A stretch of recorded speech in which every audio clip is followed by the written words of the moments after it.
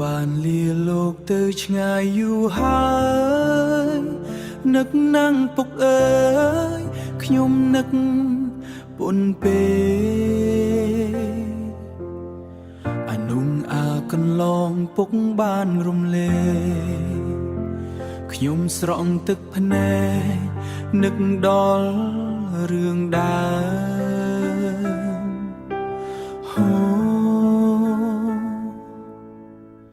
រាល់ទុំវិលអ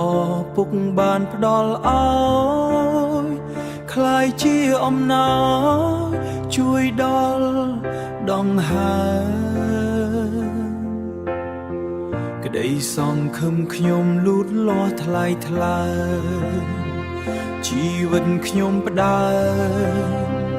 ចម្រើនក្តីល្អ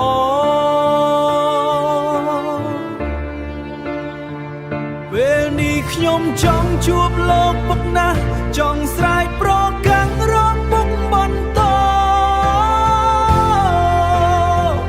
តើនៅទីណាតើនៅទីណាពុកដ៏សែនល្អពុកវាលធំធេងខ្ញុំសូមអង្វរប្រាប់ឲ្យដឹងផង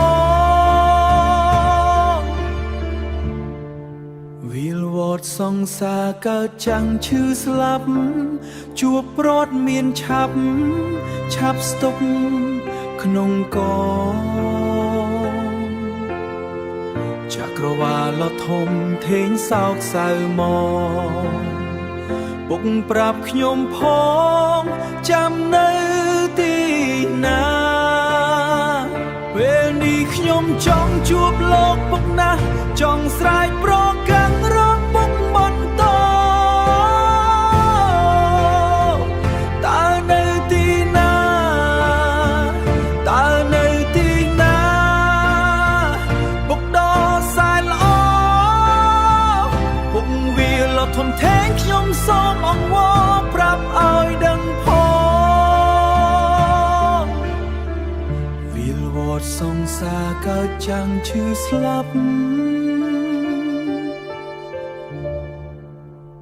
ចាំនៅទីណាពុកអើយពុកកូននឹកពុកណាស់